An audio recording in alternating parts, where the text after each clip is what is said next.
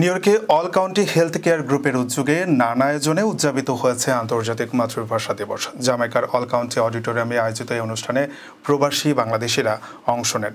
অনুষ্ঠানের শুরুতে বাংলাদেশ ও যুক্তরাষ্ট্রের জাতীয় সঙ্গীত পরিবেশনের মাধ্যমে ভাষা শহীদদের প্রতি শ্রদ্ধা জানানো হয়।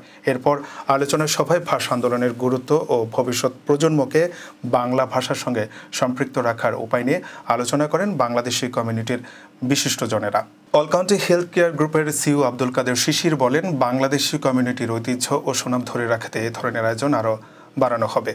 আয়োজনে 2 শতাধিক বাংলাদেশি প্রবাসী উপস্থিত ছিলেন। অনুষ্ঠানে উপস্থিত ছিলেন আমেরিকান বাংলাদেশের চেম্বার অফ কমার্সের president Gias Ahmed, world human rights development USA ইনকের সভাপতি শাহ শহীদুল হক, জামাইকা বাংলাদেশ ফ্রেন্ডস সোসাইটির chief adviser Osman Gani, reliable home কেয়ারের পরিচালক J Molla Sunny, reliable home কেয়ারের CEO Enayet Munshi, beyond home কেয়ারের সিইও আলিম হোসেন ও টাইম টিভির সিইও আবু তাহের।